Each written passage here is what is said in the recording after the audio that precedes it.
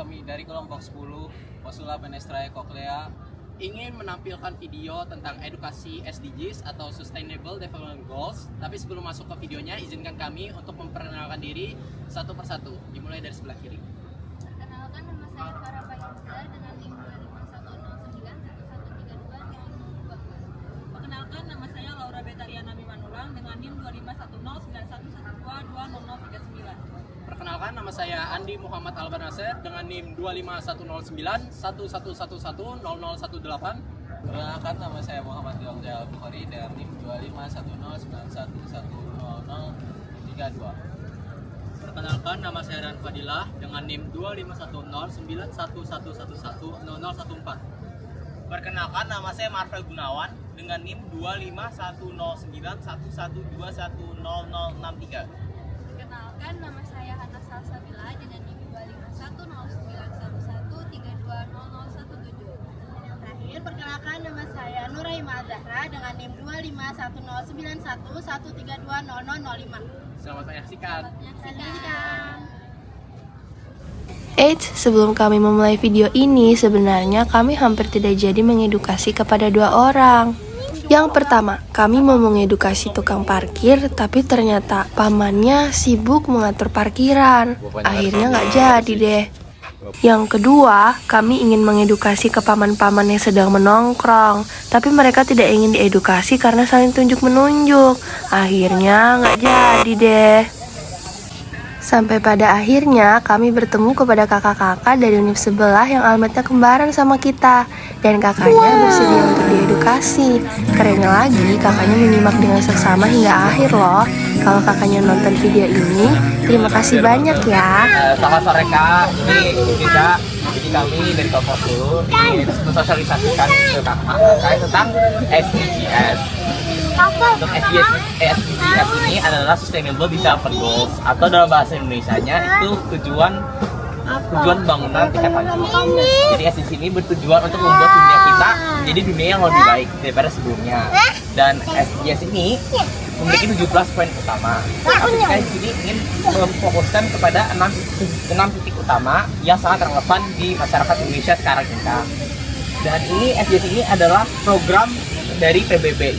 Sampai program ini disetujui dan dilaksanakan dari 190 negara termasuk Indonesia. Dan ini adalah program yang berkelanjutan dari periode tahun 2015 hingga tahun 2030.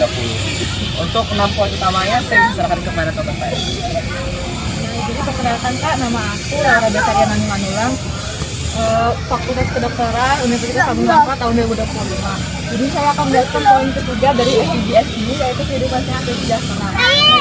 Di sini kan SDGs itu tujuan untuk memastikan semua orang mendapatkan layanan kesehatan. Nah, ini seperti gambarnya Kak, di NTT itu banyak sekali anak-anak yang masih kekurangan gizi atau nutrisi, makanya menyebabkan stunting. Nah, di sini sudah angkanya itu ini tidak termasuk ya Kak. Angkanya nggak ada, jadi 27% dari 97% ini tinggi. Nah, jadi penanganannya itu yang bisa kita lakukan itu ada meningkatkan edukasi gizi seperti mungkin sosialisasi dan juga melalui posyandu dan juga seperti imunisasi kepada yaitu pendidikan berkualitas. Jadi bagaimana pendidikan berkualitas itu adalah semua hak manusia, ya tentunya terutama anak-anak tentunya perlunya pendidikan yang layak, yang dimana pendidikan itu tentunya dapat meningkatkan kemampuan berpikir. Terus tentunya hal ini akan berguna di masa depan mereka sendiri. Namun nyatanya sendiri bahwa pendidikan di Indonesia ini masih terbelakangan, terutama di daerah 3T, yang dimana itu daerah tertinggal, terdepan, dan terluar. Yang dimana di daerah tersebut memiliki kualitas yang sangat minim. Bisa dilihat di sini lantai-lantainya berupa kayu yang sudah bolong-bolong. Di sini menunjukkan bahwa kesenjangan pendidikan itu dialami di Indonesia saat ini. Terus bagaimana langkah efektif ya untuk menangani supaya pendidikan berkualitas ini dapat dilaksanakan. Terus penanganannya itu sendiri ada pengiriman guru yang untuk pengiriman guru program guru garis terdepan, yaitu pengiriman guru ke daerah-daerah pelosok Jadi dia ini sebagai relawan yang mau mengajarkan kepada anak-anak di sana agar pendidikannya jadi berkualitas. Terus tentunya pemerintah di sini dapat lebih memperhatikan daerah terpencil ini seperti meningkatkan internet yang ada di sana, pembangunan seperti perpustakaan digital maupun bangunan sekolah yang lebih layak lagi. Tentu saja pendidikan yang berkualitas jika didapatkan oleh semua pihak tentunya akan menciptakan Indonesia yang lebih berkelanjutan dan emas. Mungkin itu aja. Di sini ada kesetaraan gender. Jadi kesetaraan gender itu kita memastikan bahwa laki-laki dan perempuan itu mendapatkan hak, kesempatan dan peluang yang sama dalam pendidikan, pekerjaan, kesehatan dan juga partisipasi sosial. Tujuan ini juga bertujuan bahwa karena di beberapa daerah masih terdapat banyak diskriminasi terhadap perempuan, kemudian banyak juga kekerasan berbasis gender dan perempuan itu biasanya tidak terlalu mendapatkan akses yang lebih luas dibanding laki-laki. Jadi kebanyakan di beberapa daerah, terutama di pelosok atau pedesaan itu, laki-laki itu biasanya lebih diutamakan.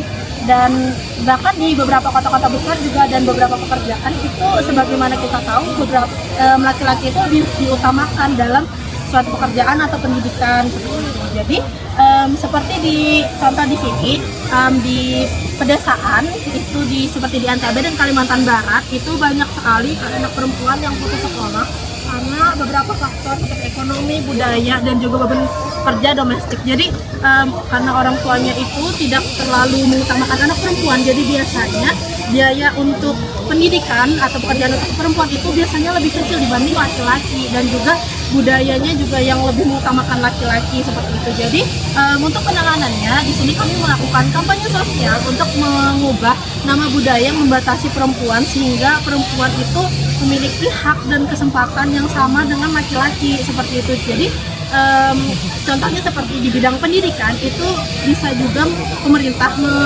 membuat suatu beasiswa untuk anak-anak perempuan agar mereka itu dapat mendapatkan suatu pendidikan yang layak seperti itu. Kemudian ada juga penyediaan sekolah yang aman untuk perempuan yang sehingga mereka tidak mendapatkan diskriminasi. Terima kasih.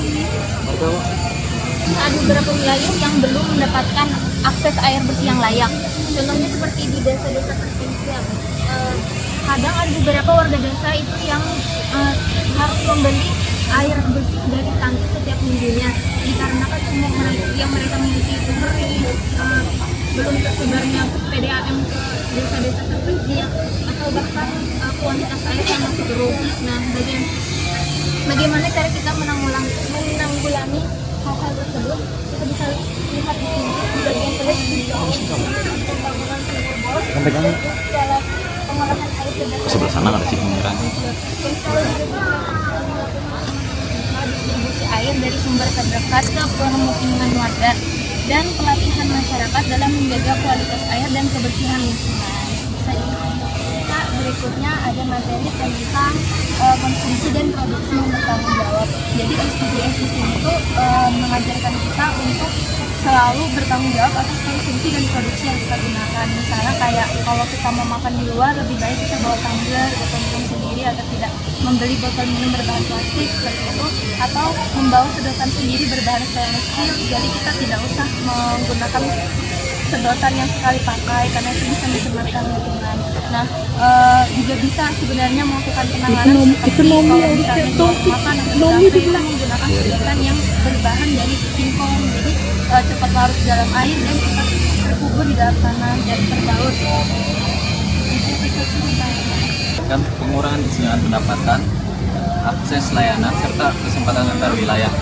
Di sini antar individu maupun antar negara, termasuk memastikan kelompok rentan seperti masyarakat miskin, penyandang disabilitas dan penduduk daerah terpencil mendapatkan pembangunan yang setara. Habis itu di sini ada di gambar ini ada penelitian menunjukkan bahwa provinsi seperti DKI Jakarta memiliki PDRB per kapita lebih tinggi dibandingkan provinsi di Papua dan NTT, menciptakan ketimpangan sosial dan ekonomi. Dan selanjutnya penanganannya. Baik Kak, tadi sudah dijelaskan tentang kesenjangan sosial. Di sini penanganannya Kak, penanganannya di sini adalah pemerataan pembangunan infrastruktur seperti jalan, listrik, dan internet di luar Jawa. Terus ada peningkatan akses pelatihan kerja dan UMKM bagi masyarakat daerah tertinggal dan memberikan insentif investasi untuk perusahaan yang membuka usaha di daerah miskin. Terima kasih Kak telah mendengarkan penjelasan dari kelompok kami. Mungkin setelah dijelaskan kami semua dan kakak sekalian, harapannya semua yang ada di sini akan tercapai pada tahun 2030 yang akan mendatang. Terima kasih telah menyaksikan. Semoga bermanfaat. Dadah.